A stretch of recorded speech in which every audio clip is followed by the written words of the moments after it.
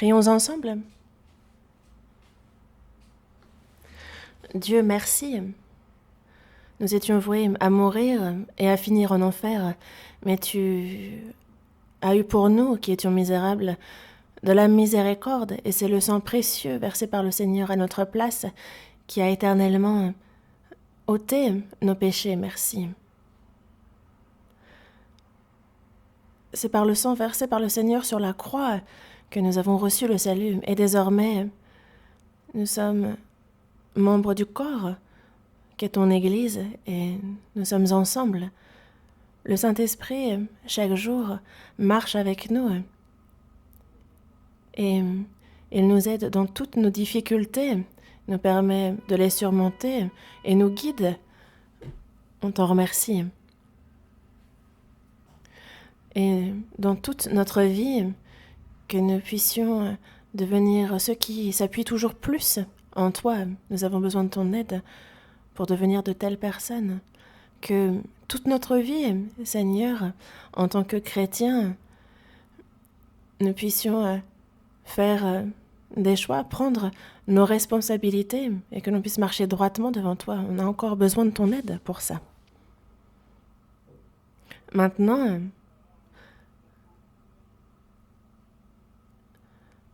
la Covid-19 frappe encore, et pour ce qui est de la communion, de l'évangélisation, cela freine beaucoup et met beaucoup d'obstacles. Mais Seigneur, que ta miséricorde permette à cette situation de prendre vite fin. Aide-nous pour qu'une fois cette crise terminée, nous puissions avoir cette occasion de mieux vivre pour toi, de mieux évangéliser. C'est la requête que nous te faisons. Seigneur, tu as aimé la France et tu as placé à Paris ton Église.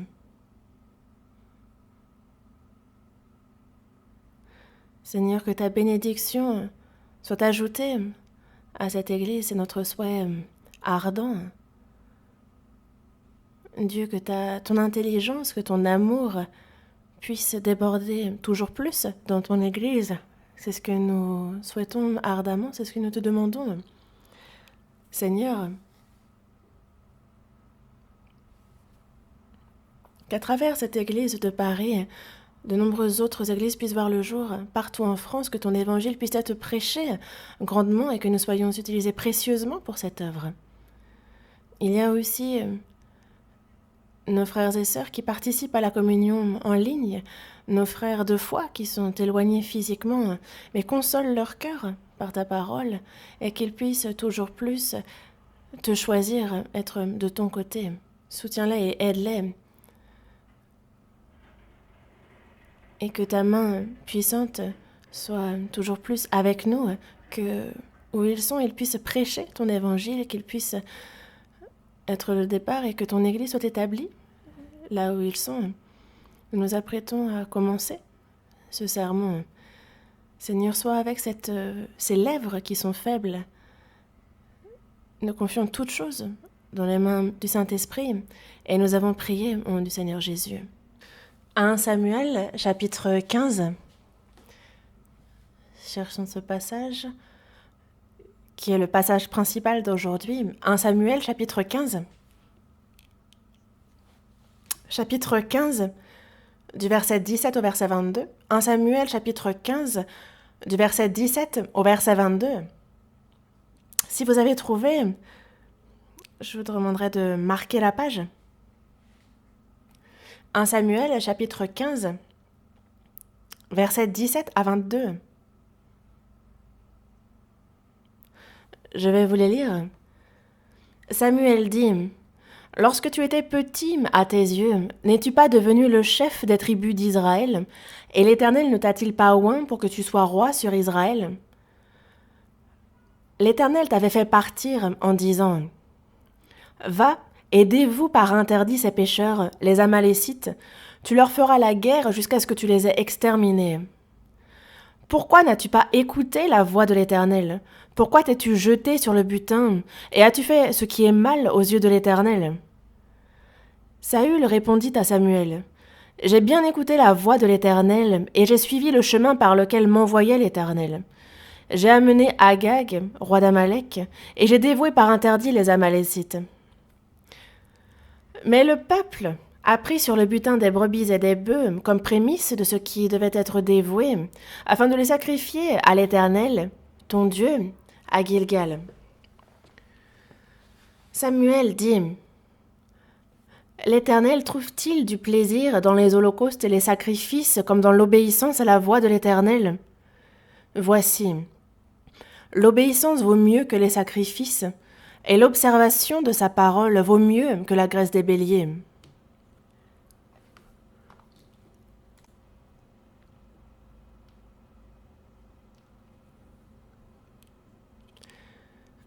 Je vous demanderai de bien vouloir marquer la page, car on y reviendra. Saül est le premier roi d'Israël. Il est le premier roi d'Israël, et depuis son onction, en passant par la bataille contre les Amalécites et jusqu'à sa mort, de nombreuses pages de la Bible nous décrivent précisément sa vie. Et donc l'histoire du roi Saül est décrite précisément dans la Bible. Lui qui fut choisi comme premier roi d'Israël, ce sont ses descendants qui parlent de sa mort. Dans 1 Chronique, chapitre 10, marquez bien la page et nous allons aller à 1 Chronique, chapitre 10. 1 Chronique, chapitre 10.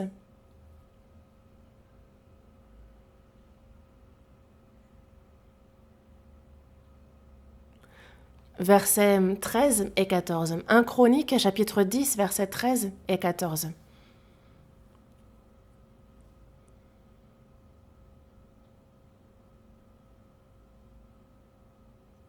Je lis.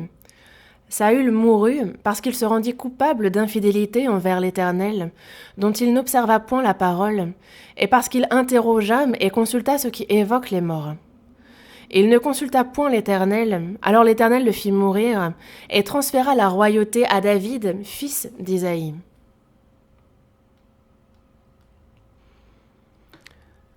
Si on regarde le verset 13, il est écrit « Saül mourut ». Pour quelle raison? Parce qu'il se rendit coupable d'infidélité envers l'Éternel, comme il est écrit. Mais dans ces cas-là, qu'a-t-il fait? Comment s'est-il rendu coupable envers l'Éternel? La première raison est qu'il n'observa point sa parole. Il n'observa point la parole de Dieu. La seconde raison, dans le verset 14, il ne consulta point l'Éternel. Et ces deux raisons font que lui qui était dans une position pour être utilisé par Dieu, il en fut détrôné et la royauté fut transférée à David. Et ce dont on nous parle dans ce passage, donc dans 1 Chronique, ce sont les descendants d'Israël qui l'ont écrit.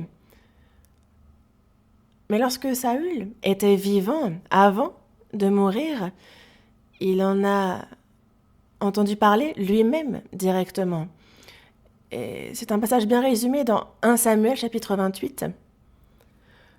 On retourne à 1 Samuel. 1 Samuel chapitre 28, versets 17 et 18. 1 Samuel, vous aviez marqué la page, n'est-ce pas, à 1 Samuel? Là, c'est 1 Samuel, chapitre 28, versets 17 et 18.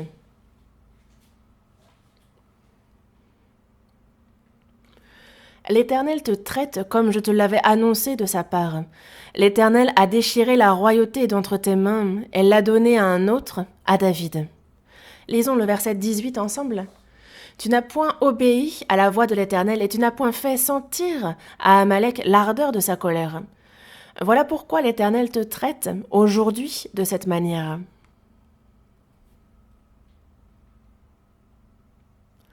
Dans le verset 17, on voit l'Éternel qui déchire la royauté d'entre les mains de Saül et la donne à David. comme le dit le prophète Samuel. Pour quelle raison?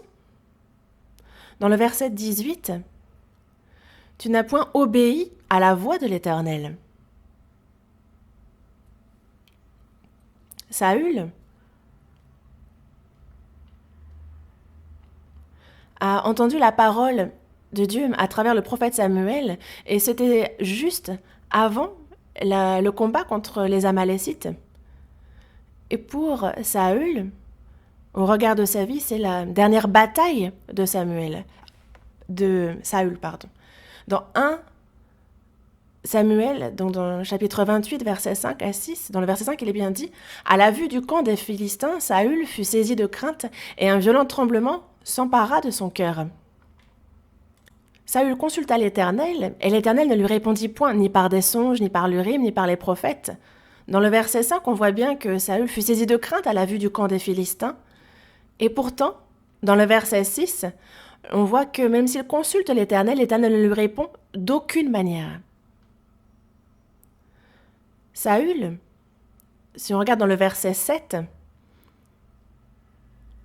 Saül dit à ses serviteurs « Cherchez-moi une femme qui évoque les morts. » Dans le verset 7, on le voit dans l'urgence, chercher une femme qui évoque les morts. Il souhaitait connaître son destin. Dans Lévitique, chapitre 19, verset 31, il est dit « Ne vous tournez point vers ceux qui évoquent les esprits ni vers les devins. Ne les recherchez point de peur de vous souiller avec eux. » Et dans Lévitique, chapitre 20, verset 6 aussi, il nous est dit « Si quelqu'un s'adresse aux morts et aux esprits pour se prostituer après eux, je tournerai ma face contre cet homme, je le retrancherai du milieu de son peuple. » C'est ce que l'Éternel dit. Mais le roi cherche une femme qui évoque les morts. C'est une erreur qu'il commet. C'est évidemment une erreur qu'il commet. Et pourtant, dans le chapitre 28, dans le verset 10, on voit Saül dire « Saül lui jura par l'Éternel en disant « L'Éternel est vivant. Il ne t'arrivera point de mal pour cela. » C'est ce que Saül dit. Et donc, l'Éternel prophétise sur la destinée de Saül. Certaines personnes disent « Ah, parce que cette femme, et donc c'est Samuel qui est envoyé. » Certains disent « Oh, mais ça n'a pas de sens. Est-ce que c'est bien Samuel ?» Certains posent cette question. Mais si jamais cette femme qui évoque les morts, si c'est Samuel qui est envoyé, alors est-ce qu'on peut se dire « Ah, est-ce que Dieu est légitime? Est-ce que c'est valable ?» En fait, si on regarde le contexte de ce passage, on voit que Samuel est bien la personne qui monte pour trouver le roi. Donc c'est approprié et pertinent de penser ainsi. Et ce n'est pas à nous, dans notre vie, de parler, de juger de la légitimité de Dieu, de ce qu'il fait. Car nous, que sommes-nous, humains, pour pouvoir dire qu'il est bon ou pas concernant les affaires de Dieu et ce qu'il fait? Car Dieu est le Créateur tout-puissant. Et il arrive que des choses paraissent impossibles selon la pensée humaine, mais Dieu est bien celui qui rend tout cela possible. Et aussi, Dieu est le Dieu de toute une vie, de tous ses aspects, et il utilise qui il veut. Et ce n'est pas à l'homme de se plaindre de qui il utilise pour son œuvre. Mais il y a cette âme morte de Saül. Et pour ce qui est de l'appeler, il nous faut savoir que ce n'était pas la méthode de Dieu. On le voit dans la crainte à cause de la guerre, on le voit empressé dans l'urgence. Dans le verset 9, La femme lui répondit, « Voici, tu sais ce que Saül a fait, comment il a retranché du pays ceux qui évoquent les morts et ceux qui prédisent l'avenir. » Si on regarde ce verset 9, on voit que ceux qui ont été retranchés du pays, ce sont ceux qui évoquent les morts, ceux qui prédisent l'avenir. Et donc, Saül a fait cela. Et pourtant, dans le verset 8, on voit que Saül se déguise, il prend d'autres vêtements, il part avec 2 hommes, et ils arrivent donc de nuit chez la femme. Et c'est donc à travers les miracles que Dieu prophétise sur la défaite, sur la chute de Saül. Il est bon de conclure les choses ainsi. Et dans le verset 17, nous voyons ce qui est prophétisé. L'Éternel te traite comme je te l'avais annoncé de sa part. L'Éternel a déchiré la royauté d'entre tes mains et l'a donnée à un autre, à David. Mais pour quelle raison ? Dans le verset 18, tu n'as point obéi à la voix de l'Éternel et tu n'as pas point fait sentir à Amalek l'ardeur de sa colère. C'est bien ce qui est écrit, n'est-ce pas ? Mais pour quelle raison ?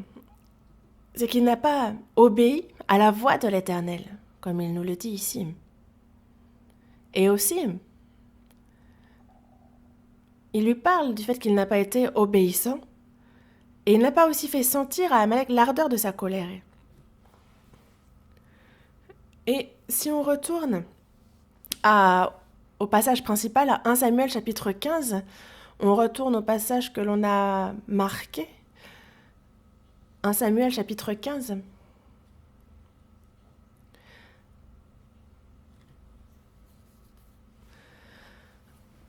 En fait, à ce moment-là, quand on parle de désobéissance, quand on voit sa désobéissance dans le chapitre 15, c'est déjà la seconde désobéissance du roi Saül. Ça, il faut le savoir. Dans le chapitre 13, il y a une bataille contre les Amalécites, contre les Philistins, pardon. Mais quand on voit, Saül regarde et il voit le peuple d'Israël dans la crainte et il voit ce peuple se disperser. Et le prophète Samuel, en qui il avait toute confiance, lui avait dit arriver au 7e jour. Et il a dit venir vers le roi le 7e jour. C'est ce que a dit le prophète Samuel. Mais on est au 7e jour, ça approche, et le prophète n'est toujours pas là. Et donc, le roi Saül est dans l'inquiétude dans son cœur, et la guerre est pourtant sur le point d'éclater. Et il a dit « Ah, je n'ai pas encore fait d'offrande à Dieu pour cette guerre. » Et c'est ce qu'il va donc faire. Il offre un holocauste, quelque chose, c'est une tâche qui ne revient pas au roi. Et donc il commet une grande erreur. On voit ensuite le prophète Samuel arriver. Mais il arrive à la fin de ce 7e jour, comme il l'avait prophétisé. Et c'est bien pour cela que Saül, le roi, n'a pas réussi à attendre jusqu'au terme. Il a vu le peuple se disperser. Il a vu cette grande armée d'Amalek. Et c'est pour ça qu'il a des Philistins. Et c'est pour ça qu'il a été dans la crainte. Et qu'il a offert un holocauste. Et c'est le reproche qui est fait à Saül par Samuel. Samuel quitte ensuite le roi. Mais on voit que Dieu est miséricordieux. Et c'est bien pour cela qu'il va donner une seconde chance à Saül. Mais si on regarde dans le verset 19, 1 Samuel chapitre 15, verset 19, « Pourquoi n'as-tu pas écouté la voix de l'Éternel ? Pourquoi t'es-tu jeté sur le butin et as-tu fait ce qui est mal aux yeux de l'Éternel ?»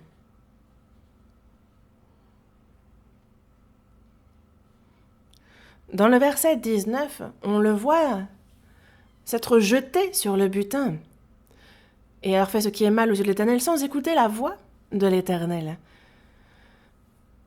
Et c'est ce fait-là qui fait que le roi Saül sera laissé de côté par Dieu.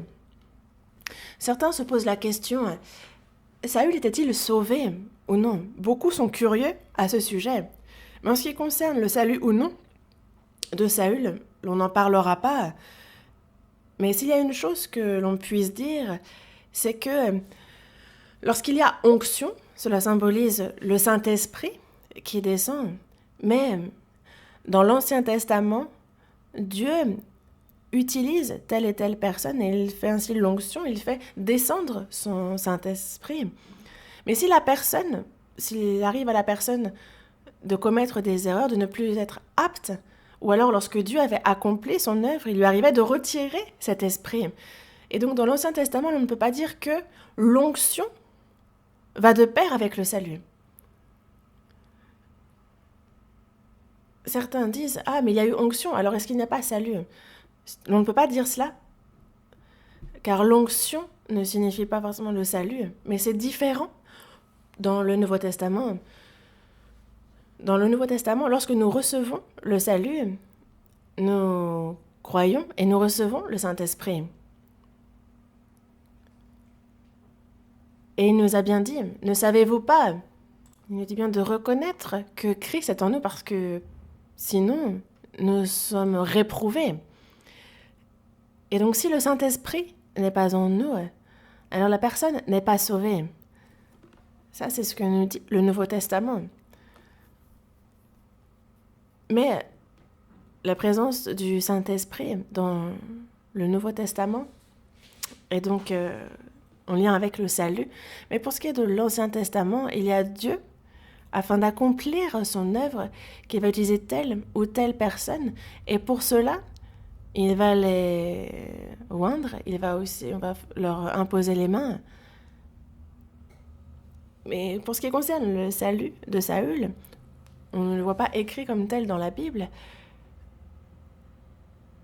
Mais nous n'allons pas discuter de son salut ou du fait qu'il ne l'est pas. Mais si on réfléchit à Saül, il y a personnellement beaucoup de choses que je ne comprends pas. Saül, pour dire vrai, ne manquait de rien. Saül était vraiment quelqu'un qui possédait tout.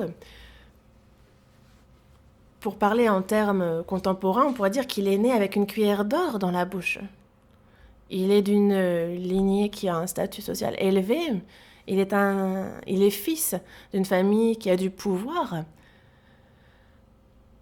Et lorsqu'il est roi aussi, il avait déjà une tête. Il était plus grand d'une tête par rapport aux autres. Donc, même physiquement, il avait du plus par rapport aux autres. Il ne manquait de rien. Mais on peut se demander, pourquoi est-ce que peu de temps après qu'il soit devenu roi, a-t-il continué à être désobéissant? Et pourquoi est-ce que finalement, il va faire de David, qui est un homme selon le cœur de Dieu, pourquoi fait-il de lui son ennemi? Et pourquoi est-ce qu'il va jusqu'à gaspiller sa vie à le pourchasser pour le tuer? Et quand on le voit mourir aussi, c'est vraiment une fin, misérable. Parce qu'il se suicide, il met fin, il se donne la mort. Et donc je ne comprenais pas. Mais il y a d'autres personnes semblables dans la Bible, dont le départ est bon, et en route, c'est bon, mais dont la fin est mauvaise. À qui pensez-vous? On a Salomon. Et ceux qui, en cours de route, nous ont montré de la naïveté, de la pureté, mais il y a des rois qui seront mauvais du début. À la fin, par exemple, on a le roi Achab et sa méchante femme Jézabel. Mais David, lui, est jeune. Il est vraiment très jeune parce qu'on dit de lui qu'il avait justement les joues roses. Et s'il a été roi, il n'est pas devenu roi immédiatement. Alors que Saül, lui, a été roi et est tout de suite devenu roi. Mais David, lui, a été roi Il a donc reçu la promesse de Dieu. Il a reçu cette promesse et il y crut. Pourtant, tout n'a pas marché à ce point. Et durant 6 ans, il a été poursuivi. Mais on voit qu'il brille comme le plus grand des rois. Et si on y réfléchit bien concernant la foi, on peut vraiment tirer de grands enseignements pour notre propre foi. Et à chaque fois que nous lisons la Bible, lorsqu'on parle du roi Saül, on pense tout de suite à un mauvais roi. Et c'est vrai qu'on lui donne plein de qualificatifs négatifs, comme s'il avait raté sa vie du début à la fin. Mais c'est certainement dû au fait qu'il ait fini par être ennemi du roi David, qui était un grand roi. Mais si on regarde en détail la vie de Saül, on se rend compte qu'il était remarquable, car il était déjà humble. 1 Samuel chapitre 15, verset 17. Samuel dit « Lorsque tu étais petit à tes yeux, n'es-tu pas devenu le chef des tribus d'Israël? Et l'Éternel ne t'a-t-il pas oint pour que tu sois roi sur Israël ?» Saül était humble. Réellement, Saül obéissait aux ordres de son père. Allons à 1 Samuel chapitre 9. 1 Samuel chapitre 9, verset 3. Verset 3. Les ânesses de Kis, père de Saül, s'égarèrent. Et Kis dit à Saül, son fils, « Prends avec toi l'un des serviteurs, lève-toi, va et cherche les ânesses. » Il va donc chercher les ânesses, et dans le verset 4, il passe par la montagne d'Éphraïm, par le pays de Shalisha, il passe par le pays de Shalim, il parcourt le pays de Benjamin. Donc il marche, il a bien obéi à l'ordre de son père. Et dans le verset 5,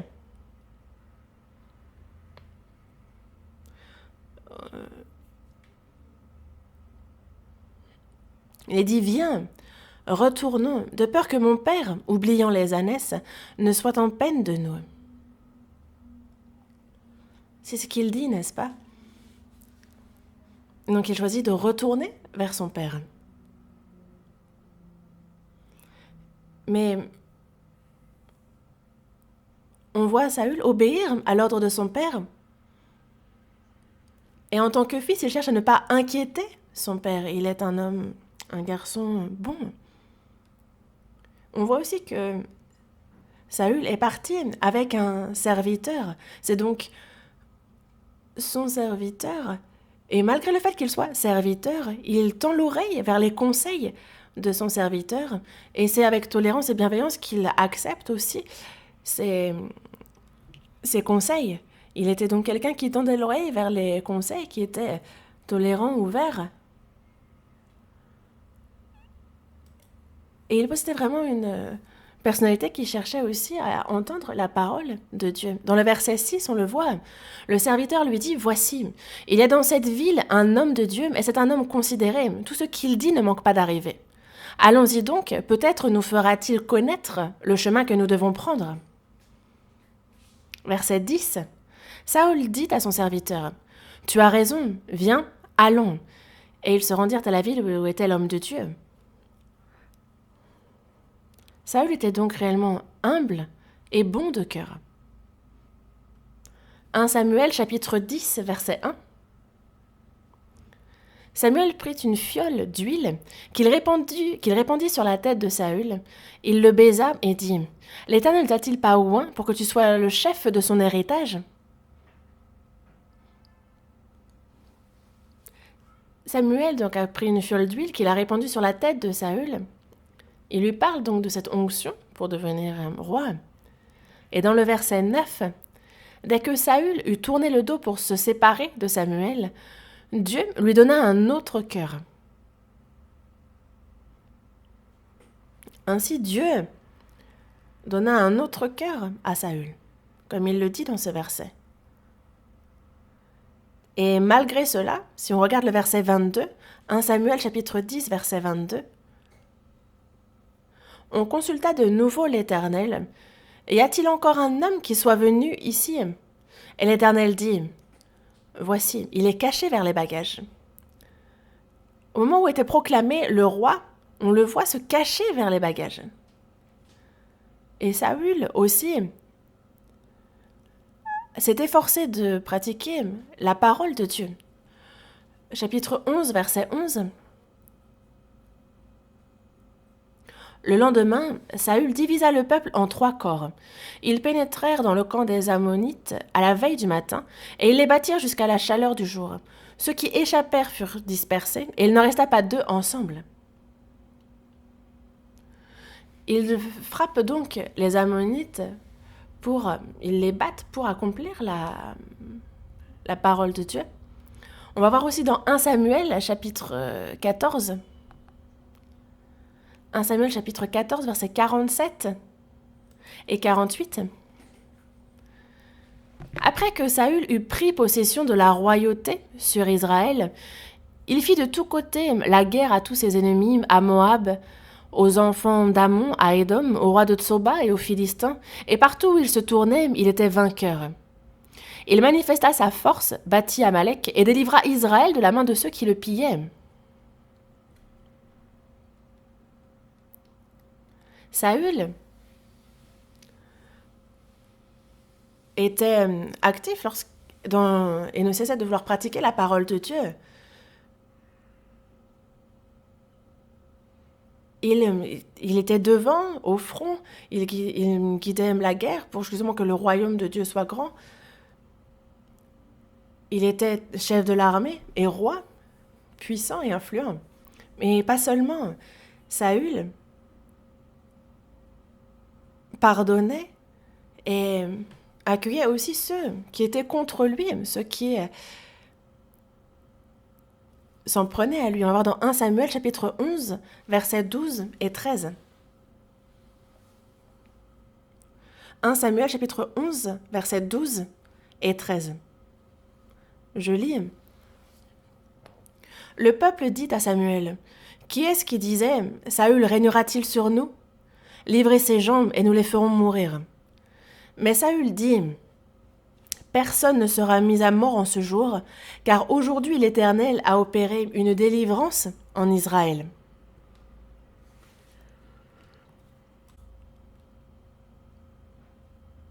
Ainsi, Saül, on disait de lui, mais est-ce que lui qui régnera sur nous? Il y a ceux qui étaient contre lui, qui le critiquaient. Et pourtant, Saül a accueilli même ces personnes. Et c'est vrai qu'on peut voir que le reproche face à Saül est grand. Il est le premier roi d'Israël qui régna une 40aine d'années. Et il n'est pas simple de gouverner un pays. Et c'est quand même 40 ans qu'il a bien gouverné Israël. C'est ce qu'il serait bon de penser. Par exemple, et si on compare aux rois mauvais qui ont gouverné lorsque le royaume était divisé, on peut le considérer comme faisant partie des bons rois. Il fait partie des bons rois. Ce ne serait pas exagéré ou impossible de dire une telle chose. Mais il y a vraiment beaucoup de choses à apprendre de Saül. Et ça, il nous faut le savoir. Dieu utilise ceux qui sont humbles et obéissants. C'est à travers eux qu'il accomplit son œuvre. Le deuxième point à apprendre aussi de Saül est que c'est à travers ceux qui pardonnent et ceux qui sont tolérants, c'est à travers eux que Dieu accomplit son œuvre. Le troisième point, c'est qu'il y a ceux qui sont prêts à supporter, à endurer toutes sortes de sacrifices pour l'œuvre de Dieu. C'est à travers eux qu'il travaille. Et c'est vrai que des fois, on a du mal à comprendre la vie de Saül. Pourquoi, après être devenu roi, a-t-il désobéi jusqu'au bout? A-t-il choisi une vie de souffrance? Et à la fin, lorsqu'il mourut, pourquoi mourir de manière si vaine? On ne comprend pas bien. Mais en lisant la Bible et en méditant, si on regarde sa vie, on se rend compte qu'à chaque moment important, à chaque tournant dans sa vie, il y a un point commun que l'on retrouve à Saül dans chacun de ces moments et auquel il faut prêter attention. Et ce point-là peut d'ailleurs s'appliquer à toute personne. Et pour nous, maintenant, en tant que chrétiens, c'est un point important. D'ailleurs, pourquoi est-ce que dans notre foi, est-ce que des fois notre foi se courbe-t-elle ainsi? Pourquoi est-ce qu'il y a des problèmes sans fin qui nous arrivent dans notre vie? Pourquoi est-ce que au moment crucial, pourquoi est-ce qu'à la fin de tel ou tel regret? C'est une réflexion qu'il nous faut avoir. Et c'est pour cela que, à travers le roi Saül, nous allons voir en quoi consiste une vie sans regret.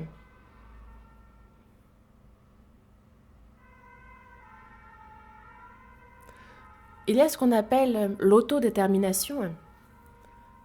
Ce n'est pas un mot que j'ai créé et qui n'existait pas. C'est d'ailleurs, c'est un terme, c'est du jargon présent dans la Constitution. Et l'autodétermination est un droit qui revient à tous les citoyens d'un État. Et pour la Corée, par exemple, ce droit-là est cité dans la Constitution, il est garanti par la Constitution. Et c'est pour ainsi ne pas être...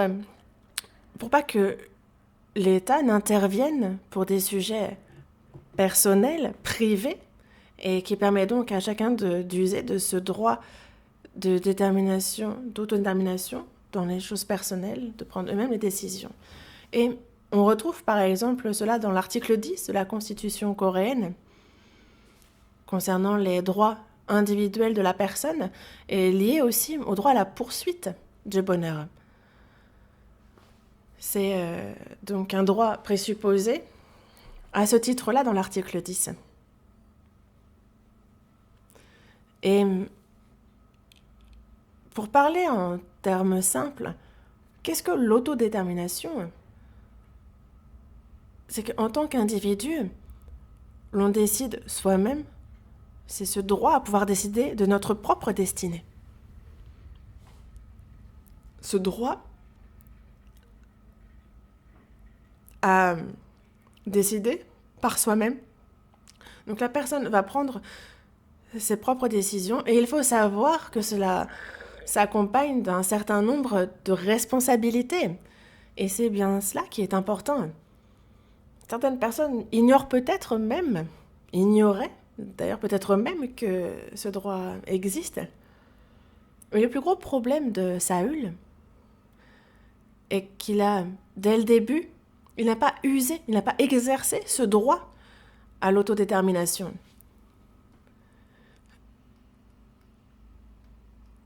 Il n'a pas l'air d'avoir même appris à ce sujet. Et même s'il avait appris ce droit à l'autodétermination, il n'en a pas usé, il ne l'a pas exercé. Et ainsi, lorsqu'il remplissait ses fonctions, lorsqu'il faisait quelque chose, il n'est pas celui qui prenait les décisions.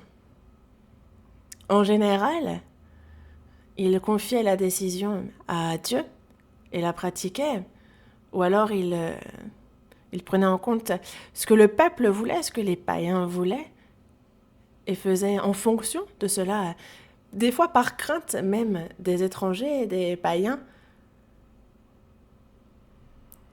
Il est arrivé de ne pas exercer comme il se doit son droit à l'autodétermination. Donc on va essayer d'y réfléchir. Et pour commencer, on va voir cette époque où il se rendit à la recherche des ânesses de son père. 1 Samuel chapitre 9, versets 3 à 5. Ici, on voit que le père de Saül, qui se demande à son fils d'aller à la recherche de ces ânesses. Et donc, concernant cette recherche des ânesses, on voit Saül qui obéit, mais finalement, qui décide de cela? C'est bien son père. Son père décide et ordonne. Et Saül décide d'obéir. Il a l'impression d'avoir pris cette décision. Mais pourtant, cela ne veut pas dire pourtant qu'il exerce son droit d'autodétermination. Dans le verset 5, si on regarde dans le verset 5, il est dit « Viens, retournons ». Et parce que ce n'est pas une décision qu'il avait prise lui-même au départ, il ne va pas jusqu'au bout de cette tâche. On le voit après, l'excuse qu'il trouve.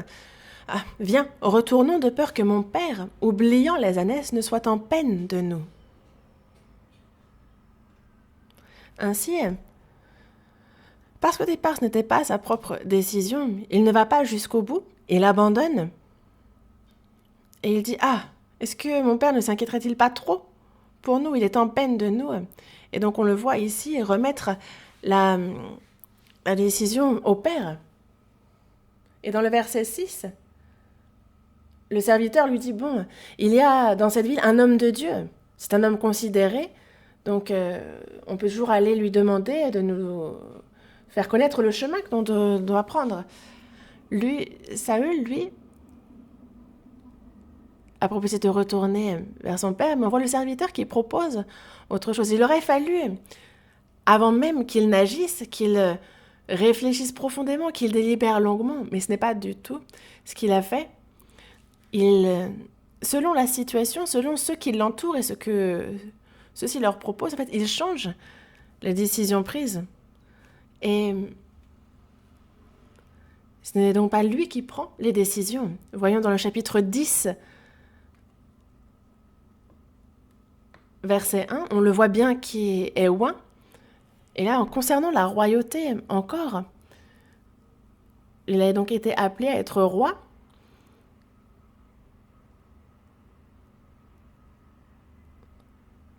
Et lui, il rend grâce justement à Dieu pour cette onction, pour cette fonction. Et il aurait fallu que, par reconnaissance, justement, il soit enclin à faire de son mieux. Mais ce n'est pas la décision qu'il prend. On va voir dans le chapitre 16. 1 Samuel chapitre 10, verset 16.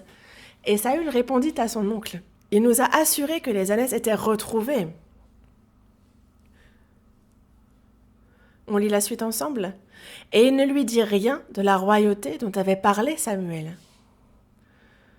Il a reçu l'onction. Mais regardez, il parle de tout sauf de cela. Et donc il continue à ne pas prendre de décision, même s'il a reçu l'onction concernant la royauté. Voyons dans le verset 21 à la fin. « Saül, fils de Kis, fut désigné. On le chercha, mais on ne le trouva point. » Pourquoi?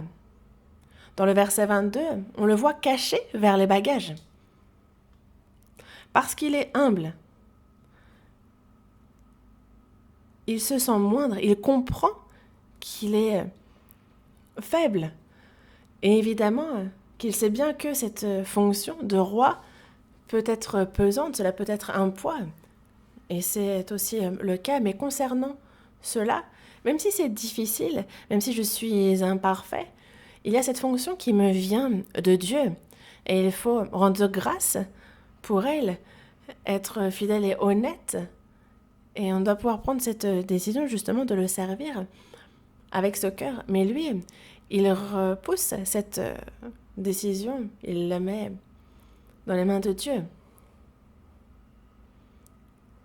Et certaines personnes, justement, murmurent contre Dieu parce en disant « Ah, c'est Dieu qui m'a demandé de faire ça, ce n'est pas moi qui ai pris cette décision, donc je peux dire que c'est Dieu. » Et c'est donc contre lui qu'ils murmurent lorsque cela ne se passe pas bien.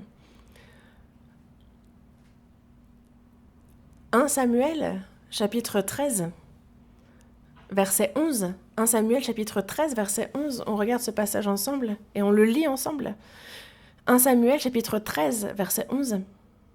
Samuel dit « Qu'as-tu fait » Saül répondit « Lorsque j'ai vu que le peuple se dispersait loin de moi, que tu n'arrivais pas au terme fixé, et que les Philistins étaient assemblés à Michmash, »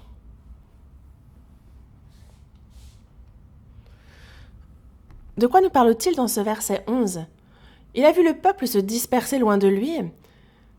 Il y avait un terme fixé pour la venue de Samuel, mais le prophète n'arrive pas au terme fixé, selon lui. Et il voit quoi ? Il voit que les Philistins sont assemblés à Michmash et qu'ils sont prêts à combattre. Et donc il est dans la crainte. Et c'est bien pour cela qu'il fait ce qu'un roi ne doit pas faire, il offre un holocauste. Et cette fois-ci,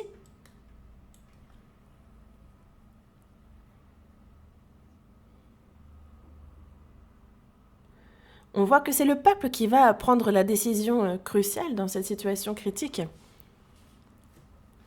Car cette situation difficile, cette situation où la peur peut être, lorsqu'il y a combat contre les Philistins, on voit que c'est le peuple qui prend la décision. Et on voit Samuel arriver sur le tard. Mais qui a oint ? C'est Samuel. Et qui a fait la promesse ?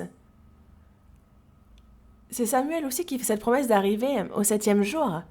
Et c'est pour cela que ce droit d'autodétermination, Saül l'a donné à Samuel. Il trouve ensuite des excuses.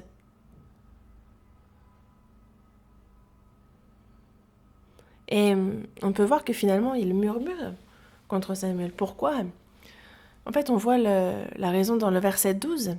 Verset 12, lisons-le ensemble. « Je me suis dit, les Philistins vont descendre contre moi à Gilgal, et je n'ai pas imploré l'Éternel. C'est alors que je me suis fait violence et que j'ai offert l'holocauste. » Ici, quel passage nous marque, c'est « je me suis fait violence ». Je me suis fait violence.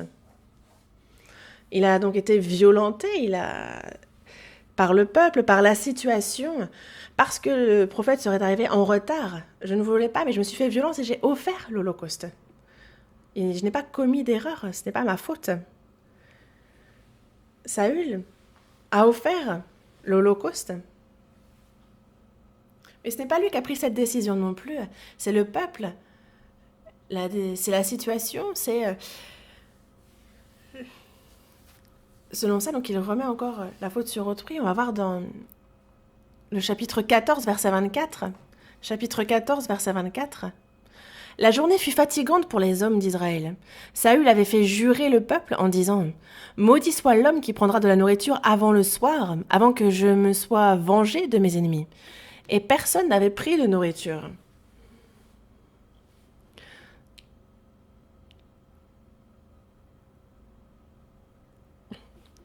Saül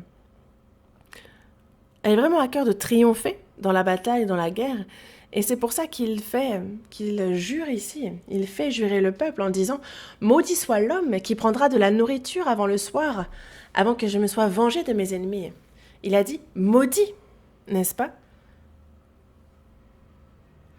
Que ce soit bon ou mauvais, on a l'impression que c'est une décision qu'il a prise, n'est-ce pas ?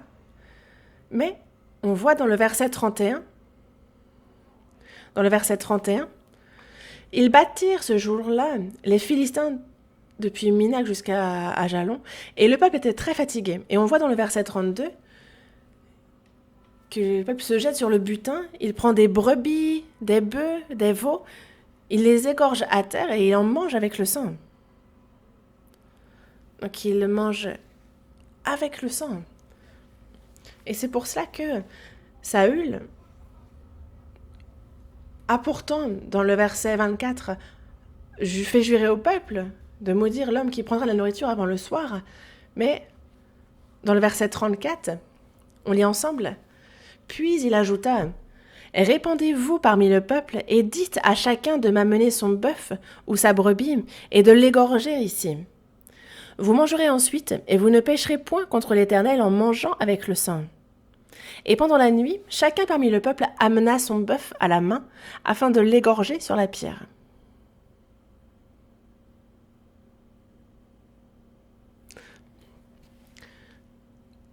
Et finalement, la décision qu'il semble avoir prise est complètement changée. Il a dit, vous mangerez et vous ne pécherez point contre l'Éternel.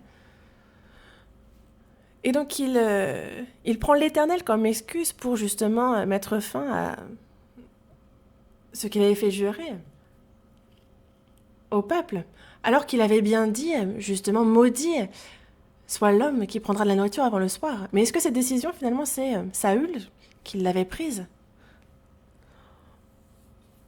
On va voir dans le chapitre 14, verset 39. On voit « Car l'Éternel, le libérateur d'Israël, est vivant. Lors même que Jonathan, mon fils, en serait l'auteur, il mourrait. » Et dans tout le peuple, personne ne lui répondit. Il a dit « Car l'Éternel, le libérateur d'Israël, est vivant. » Il jure au nom de Dieu. Et c'est vraiment sur ses lèvres constamment, il dit « Par l'Éternel », il jure au nom de Dieu. Et jusqu'à sa mort, c'est l'Éternel qu'il marchande. Ah, c'est l'Éternel qui a dit « Moi, non, ce n'est pas moi, c'est Dieu, c'est l'Éternel. » Et c'est ainsi qu'il le livre jusqu'à sa mort. Car l'Éternel, le libérateur, est vivant. Il jure ici au nom de l'Éternel. Et il dit « Et lors même que Jonathan, mon fils, en serait l'auteur, il mourrait. » Et pourtant, dans le verset 44, Saül dit, on voit que justement c'est Jonathan qui en est l'auteur. Et Saül dit que Dieu me traite dans toute sa rigueur si tu ne meurs pas, Jonathan. Il dit encore que Dieu me traite dans toute sa rigueur. C'est Dieu qui apparaît encore. Il cherche donc à tuer, même si c'est son fils. Mais dans le verset 45, le peuple dit à Saül. Et c'est donc le peuple qui retient et empêche Saül de faire cela. Mais Saül jure encore au nom de Dieu, et c'est Dieu qui l'utilise comme excuse. Mais qui a donc pris cette décision-là? On voit que c'est encore le peuple, parce que le peuple le voulait, il a fait ainsi. Et donc ce n'est pas lui qui prend les décisions.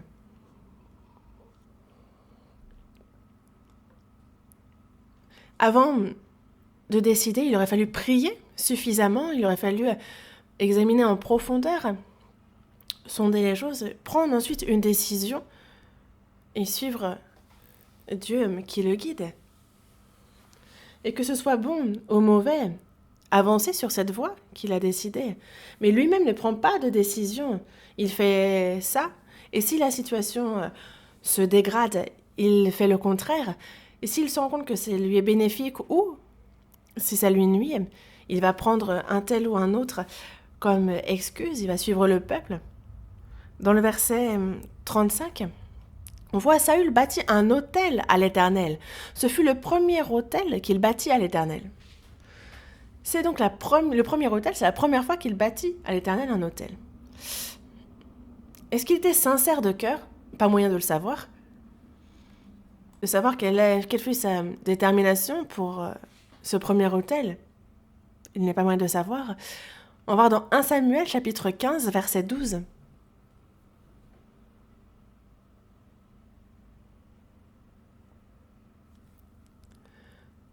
On voit qu'il bâtit un autel à l'Éternel dans le verset 35, mais dans 1 Samuel chapitre 15, verset 12, on lit ensemble. Il se leva de bon matin pour aller au-devant de Saül, et on vint lui dire, « Saül est allé à Carmel, et voici, il s'est érigé un monument, puis il s'en est retourné, et passant plus loin, il est descendu à Gilgal. » Désormais, il s'érige un monument pour lui-même. Dans la foi, il s'est déjà beaucoup éloigné. Dans le verset 20, Saül répondit à Samuel,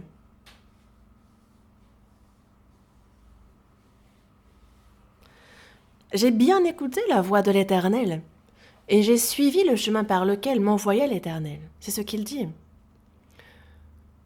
Dans le verset 19, il y a Samuel qui lui fait des reproches. Et c'est pour ça que dans le verset 20, Saül répondit à Samuel en lui disant « J'ai écouté la voix de l'Éternel.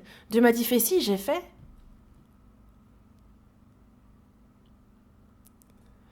Et Saül, pour toutes les choses importantes, ce n'est pas lui qui prend les décisions. Et lui, s'il est donc à l'œuvre, ce qu'il va faire, c'est suivre les décisions des autres. Il laisse donc aux autres son droit de décision. Il dit, puisque Dieu a décidé, donc moi, j'ai simplement écouté la voix de l'Éternel, j'ai suivi le chemin par lequel il m'envoyait. Dans le verset 21, on voit pourtant « mais le peuple ». Ce qui est important ici, c'est le « mais ». Mais qui? Mais le peuple. Le peuple a pris tout pour offrir de beaux sacrifices à l'Éternel. C'est encore là une excuse, on va voir dans le verset 30. Saül dit encore « J'ai péché, maintenant je te prie, honore-moi en présence des anciens de mon peuple et en présence d'Israël. Reviens avec moi et je me prosternerai devant l'Éternel, ton Dieu. »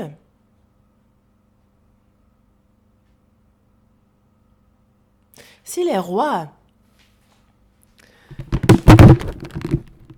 évidemment que honorer et se prosterner devant l'Éternel est quelque chose de naturel et normal. Mais là, il dit, reviens avec moi, je me prosternerai devant l'Éternel, ton Dieu. Mais il demande d'abord d'être honoré en présence des anciens de son peuple et en présence d'Israël. Et donc, c'est bien les anciens, c'est bien Israël qui détient tous les pouvoirs de décision du roi. 1 Samuel chapitre 18. 1 Samuel chapitre 18, versets 7 et 8. Les femmes qui chantaient se répondaient les unes aux autres et disaient, on lit ensemble, Saül a frappé ses 1000 et David ses 10 000. On lit aussi le verset 8 ensemble. Saül fut très irrité et cela lui déplut. Il dit, on en donne 10 000 à David et c'est à moi que l'on donne les 1000. Il ne lui manque plus que la royauté.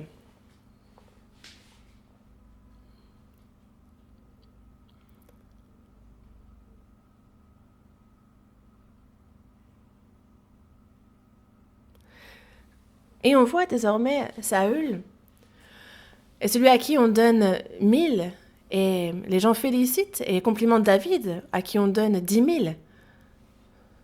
Et c'est à ce moment-là encore que Saül donne son droit de décision, parce que c'est vrai que cela peut déplaire, on peut être irrité, ça se comprend, mais c'est un grand problème que d'avoir fait de David son ennemi. David qui est un homme selon le cœur de Dieu. Lui qui, justement, s'est battu contre Goliath avec seulement une pierre et à l'aide de sa fronde. Et donc on a tout de suite vu que Dieu était avec David. Et c'est ce David-là qu'il prend comme ennemi. Et c'est un gros problème.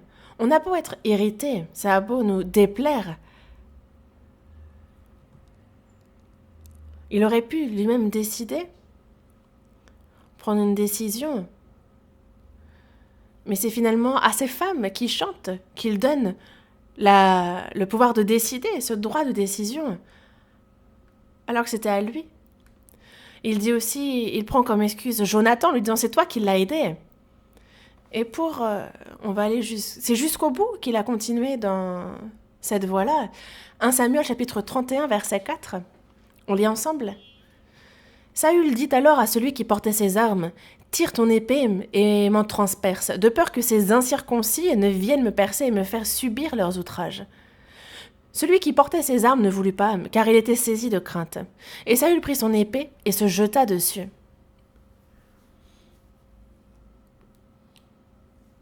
Au final, le roi Saül prit son épée, se jette dessus, et il se donne ainsi la mort. Mais la raison à cela nous est décrite dans le verset 4. Il dit « Tire ton épée et m'en transperce ». Pourquoi ? De peur que ces incirconcis, donc que les Philistins, ne viennent me percer et me faire subir leurs outrages.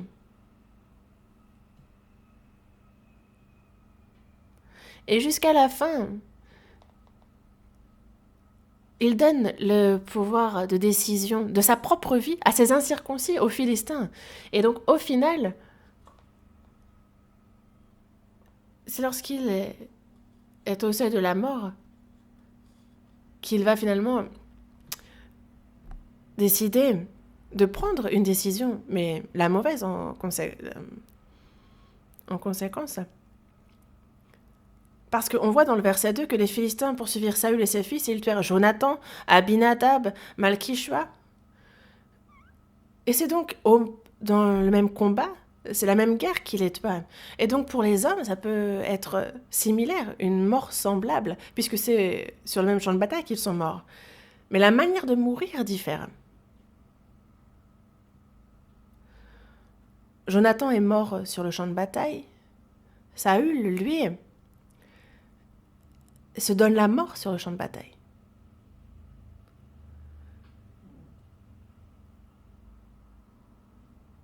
Et c'est finalement à ces incirconcis, aux Philistins, qu'il donne ce droit de décision sur sa propre vie, en se donnant ainsi la mort. Et donc, tout au long de sa vie, il n'a pas usé de son droit de décision. D'abord, c'est son père qui en profita, puis Dieu, puis le peuple, puis les femmes. Et à la fin de sa vie, ce sont ces incirconcis, ceux qui ne sont pas sauvés, qui en ont profité. Et donc, il n'a jamais exercé ce droit à l'autodétermination. Il a vraiment vécu une vie sans prendre lui-même de décision. Et c'est bien pour cela que Saül a vraiment vécu une vie vaine et qu'il est ainsi misérable aux yeux de Dieu. Mais les chrétiens aussi, concernant leur foi, ont leur droit à la décision, cette autodétermination, c'est ce que Dieu leur a donné et c'est d'ailleurs crucial. Concernant ma foi, on a cette autodétermination et il faut l'exercer, il faut en user. Il y avait un homme d'affaires qui disait que lorsqu'il se choisit un partenaire et quand il embauche dans son entreprise, il ne regarde pas les compétences. Certes, il regarde, mais plus que les conséquences, ce qu'il considère comme bien plus important, c'est pour ce futur partenaire, pour cette personne qui va travailler avec moi, est-ce que cette personne use de son droit d'autodétermination ou pas? C'est ça qu'il regarde. Parce que finalement, les compétences au travail sont des choses que l'on peut enseigner, qui peuvent grandir. Et donc, ce n'est pas à cela qu'il faut... c'est secondaire. Mais en réalité, il y a donc une femme qui a postulé dans son entreprise, une femme d'expérience. Et donc, vu que par l'expérience, elle a beaucoup de capacités, c'est quelqu'un qui peut tout de suite travailler sans suivre forcément de formation. Mais le jour de l'entretien, son mari l'a accompagnée. Et elle disait que c'est lui qui prend la décision. Le mari a dû vouloir voir quelle sera cette entreprise que fréquenterait sa femme. Est-ce qu'elle peut avoir de promotion, de l'avenir dans cette entreprise? Est-ce que c'est celle à laquelle il s'attendait? Et apparemment, c'est lui qui dit ça me convient, tu travailles ici, c'est bien.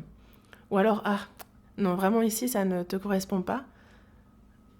En fait, c'est peut-être aussi pour ça qu'il l'a accompagnée à cet entretien. Mais le patron, le patron de cette entreprise n'a pas gardé cette femme parce que son mari est venu. Pourquoi? Parce que finalement, il a jugé que cette personne n'usait pas de son droit d'autodétermination. Dans le monde, le nombre de personnes qui est compétent est vraiment très grand. Ils travaillent bien. Ceux qui sont compétents, ceux qui ont un très bon CV, ils sont nombreux. Mais il faut savoir que une personne qui ne sait pas user de son droit à l'autodétermination est dangereuse. Une personne qui ne prend pas de décision est finalement problématique au sens où elle est dangereuse. Une personne qui n'exerce pas son droit à l'autodétermination, premièrement, elle n'a pas de but concret. Parce que si elle ne prend pas de décision, elle n'a pas de but concret. Et le deuxième point, c'est que selon la situation, la personne, si la situation change, elle va vraiment être déconcertée, aller d'un côté puis d'un autre. Et donc, si vous voyez un peu ce qu'a fait Saül, c'est un peu pareil. La personne ne pourra pas prendre de décision cohérente.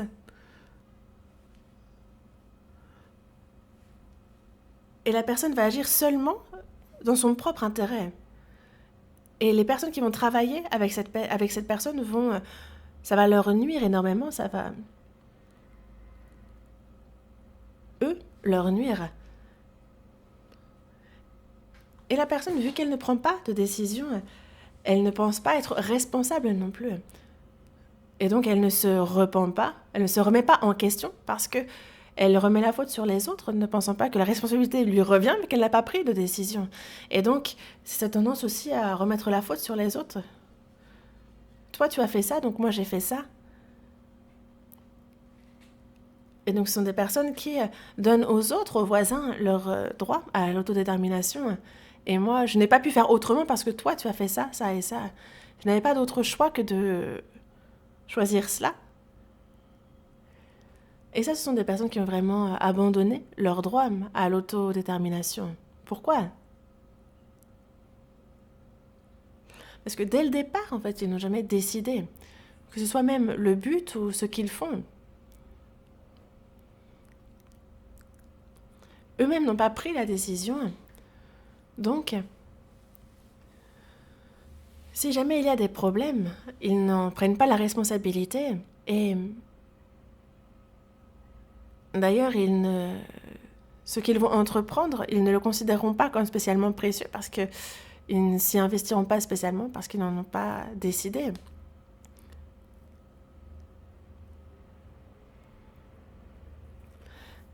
Il y a un chef d'entreprise qui avait une entreprise internationale et en fait, c'est ce qu'il disait justement quand il... Et en fait, en écoutant ça, je voulais un peu résumer, mais j'ai vraiment adhéré à cela parce que en fait, on ne peut pas travailler avec une personne qui ne prend pas de décision.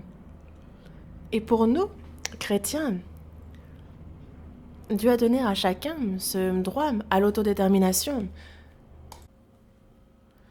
En premier, si on y réfléchit, la première, c'est recevoir ou non le salut. Au final, Dieu ne force personne à être sauvé.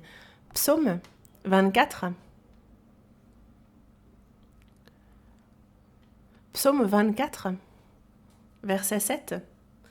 Psaume 24, verset 7. Lisons ensemble. Porte, élevez vos linteaux, élevez-vous, porte éternelle, que le roi de gloire fasse son entrée.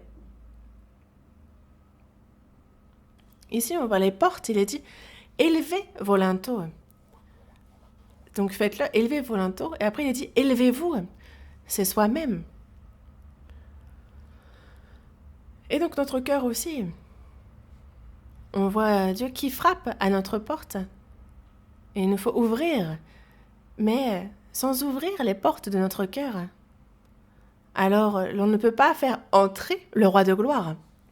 Et c'est bien pour ça que les portes de notre cœur, il faut les élever, il faut qu'elles s'élèvent aussi. Et donc finalement, pour le salut aussi, Dieu ne force personne. C'est pour ça, si quelqu'un dit « Ah, moi je ne voulais pas spécialement recevoir le salut, mais vraiment Dieu m'a sauvé, Mais on peut se poser la question si cette personne est véritablement sauvée ou non. parce que on va voir dans Ésaïe chapitre 44. Ésaïe chapitre 44, c'est relatif au salut. Ésaïe chapitre 44, verset 22. « J'efface tes transgressions comme un nuage, et tes péchés comme une nuée. » Lisons la suite ensemble. « Reviens à moi, car je t'ai racheté. »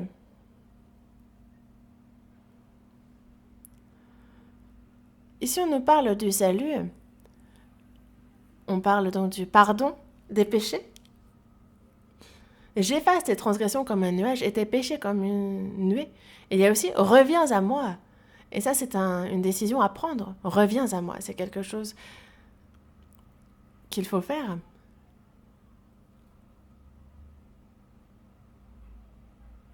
Il faut revenir pour recevoir le salut.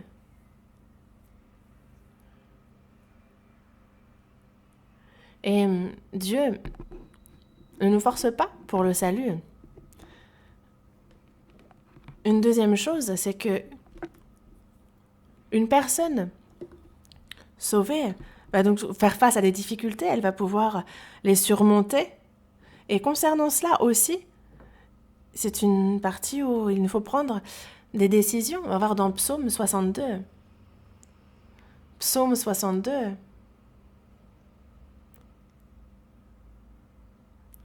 Versets 2 et 3, on lit ensemble. Psaume 62, versets 2 et 3. « Oui, c'est en Dieu que mon âme se confie, de lui vient mon salut. Oui, c'est lui qui est mon rocher et mon salut, ma haute retraite, je ne chancellerai guère. »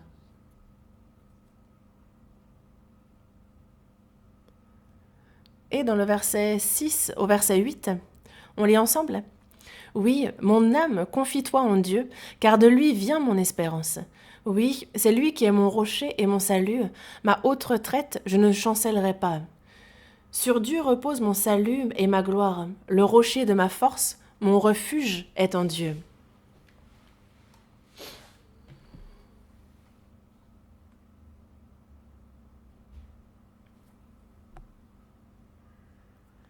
Se confier en Dieu dans toutes nos difficultés, porter nos regards vers lui et seulement lui, ça aussi c'est une décision qu'il nous faut prendre. Ce n'est pas les autres qui décident pour nous dans notre vie de foi. Ce n'est pas mon mari qui décide pour moi, ce n'est pas ma femme qui décide pour moi. On prie et il nous faut user de notre droit à l'autodétermination, à prendre ces décisions. Et c'est lui qui nous conduit, qui nous console, qui nous aide. Et alors on peut vraiment vivre en nous confiant en lui. Pourquoi ? Parce que c'est la décision qu'on aura prise. Et alors on ne remettra pas la faute sur les autres, on ne remettra pas la faute sur une situation difficile ou non. Et une personne qui prend aussi cette décision est aussi une personne qui pourra soutenir la foi des autres.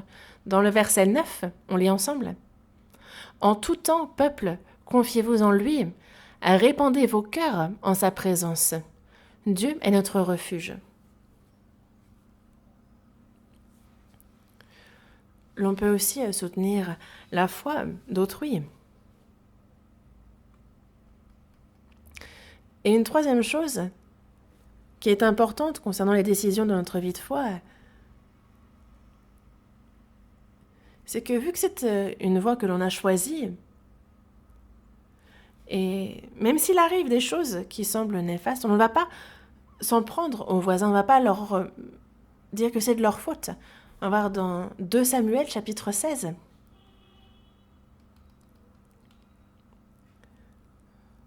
Et ça nous parle ici la réaction de Saül et de David sont vraiment 2 extrêmes. On va voir dans 2 Samuel, chapitre 16, verset 7. Je lis. 2 Samuel, chapitre 16, verset 7. Shimei parlait ainsi en le maudissant. « Va-t'en, va-t'en, homme de sang, méchant homme. »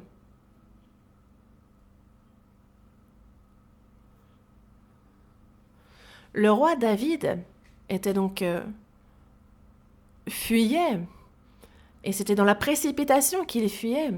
Et donc il y a Shimei qui dit « Va-t'en, va-t'en, homme de sang, méchant homme ». Il le maudit par ses paroles. Tu as voulu prendre la place du roi Saül, n'est-ce pas? Et c'est bien pour cela que l'Éternel te maudit. Et ici, il prolifère sa malédiction contre David. Et ceux qui entouraient David disaient « Mais pourquoi ce chien mort maudit-il le roi, mon seigneur? Laisse-moi, je te prie, allez lui couper la tête. Ordonne le juste et je lui coupe la tête. » C'est ce que l'entourage dit. Mais David, lui... David ne le permet pas. Dans le verset 11, 2 Samuel chapitre 16, verset 11, « Et David dit à Abishai et à tous ses serviteurs, « Voici mon fils, qui est sorti de mes entrailles, en veut à ma vie. À plus forte raison ce Benjamite. Laissez-le et qu'il maudisse, car l'Éternel le lui a dit. »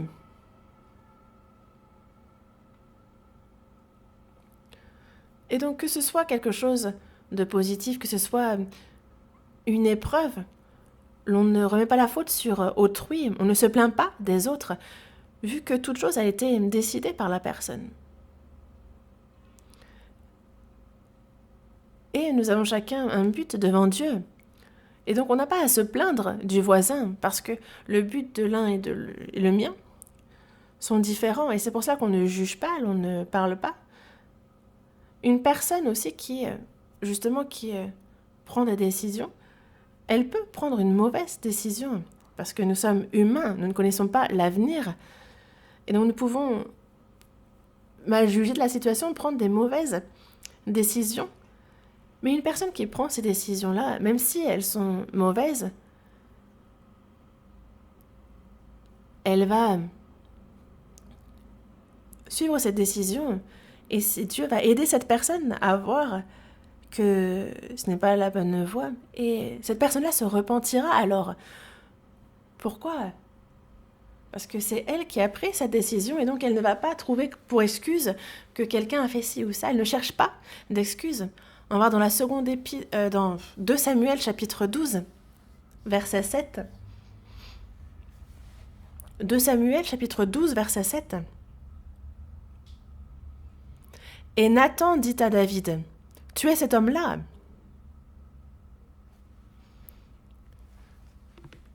Cet homme qui a pris Beersheba, qui a tué son mari Uri, et qui a cherché justement par la mort de Uri à couvrir sa faute.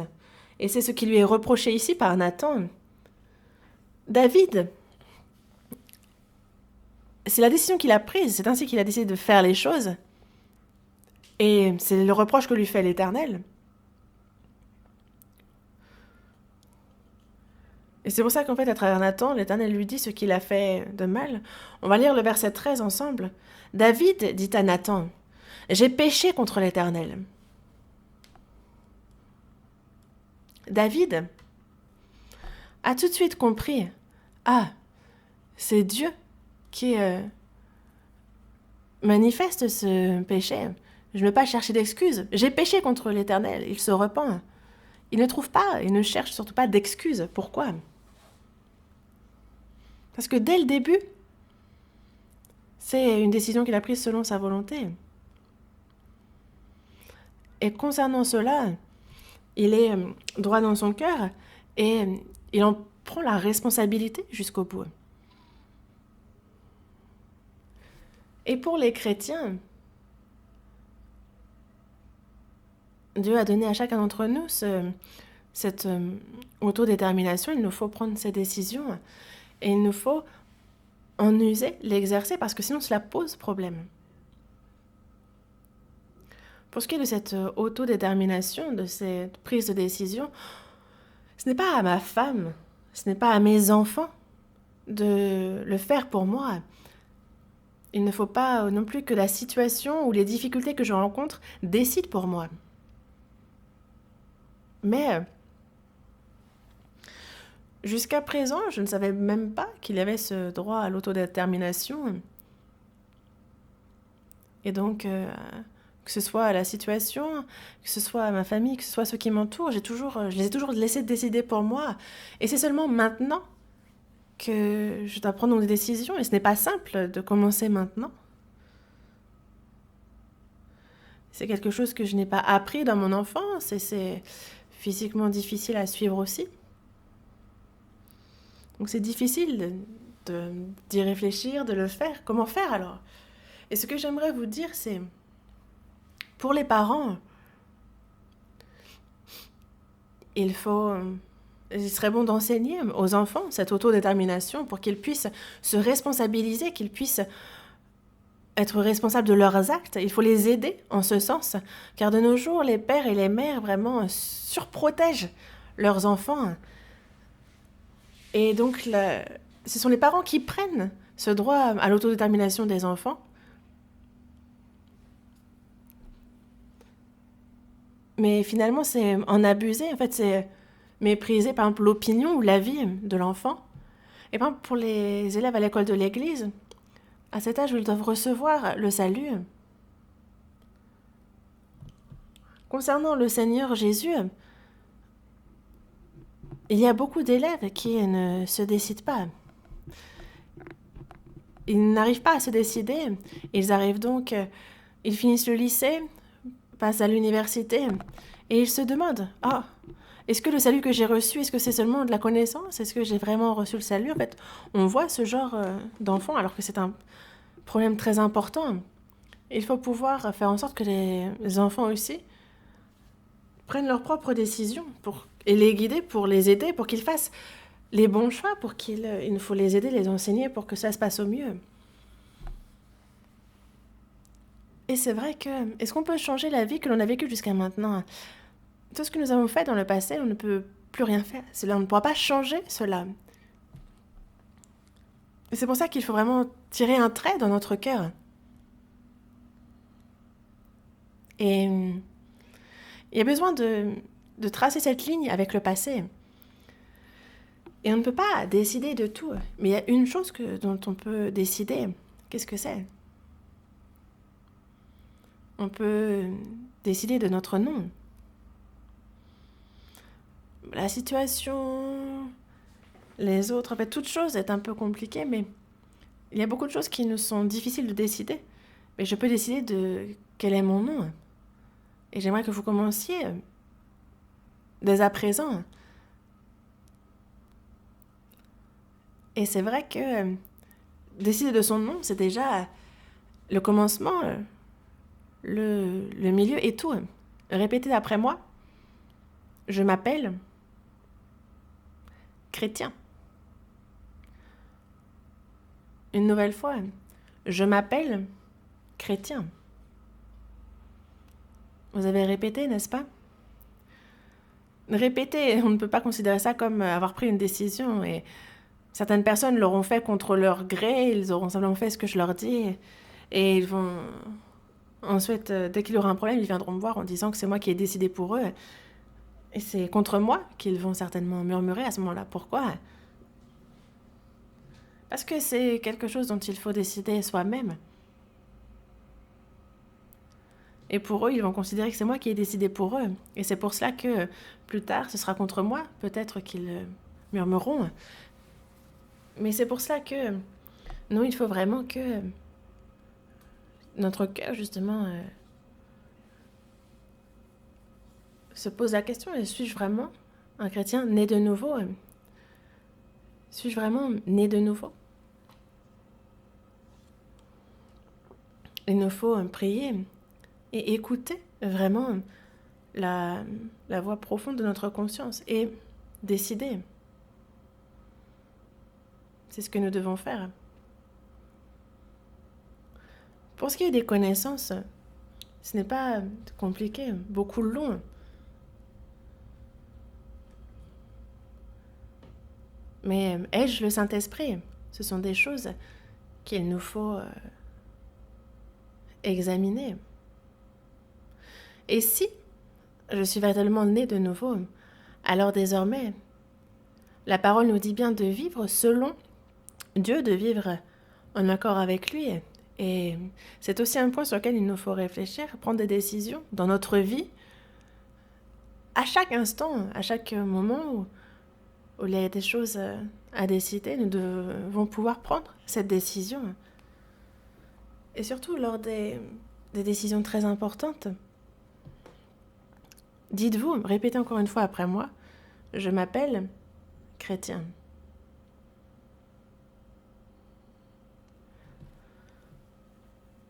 Dieu a donné à tous le droit à l'autodétermination dans la foi. Et il veut vraiment que chacun en use. Voyons dans Daniel, chapitre 1. Daniel, chapitre 1.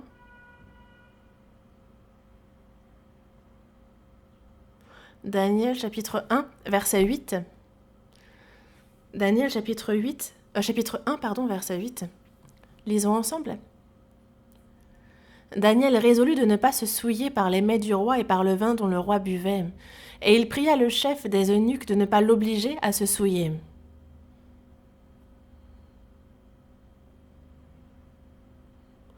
Daniel résolut. En tant que personne sauvée, Daniel prit une décision pour sa vie de foi. Il a fait face à de nombreuses difficultés. Et pourtant, Daniel, concernant la foi, a pris une décision. Il n'a pas trouvé d'excuses. Il n'a pas cherché à utiliser les autres. Il n'a pas pris la situation pour excuse, mais c'est dans le silence qu'il a bien gardé sa foi.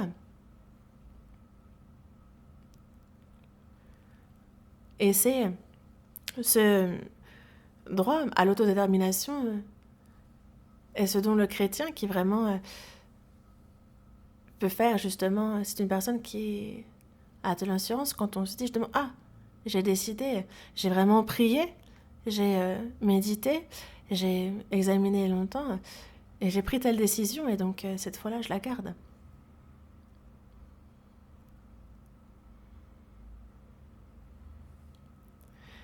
Et aussi, c'est une personne qui goûtera à la liberté malgré les difficultés qu'elle pourra rencontrer autour d'elle. Prions ensemble. Dieu, merci. Merci de nous avoir sauvés. Le Seigneur a versé son sang précieux sur la croix. Nous y avons cru et nous avons reçu le salut. Le Saint-Esprit aussi marche avec nous.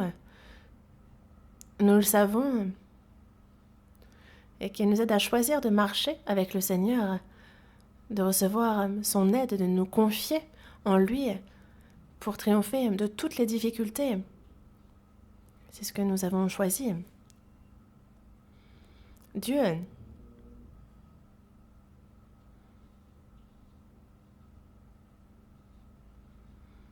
lorsque nous prenons des décisions dans notre vie et que l'on te choisit, bénis-nous et que cette foi ne se courbe pas, mais que l'on puisse continuer à avancer droit.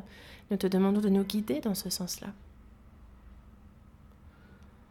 Il y a nos bien-aimés frères et sœurs de l'Église de Paris, qui que ce soit, que personne n'abandonne son droit à l'autodétermination et qu'il le donne à quelqu'un d'autre, soutient cette personne.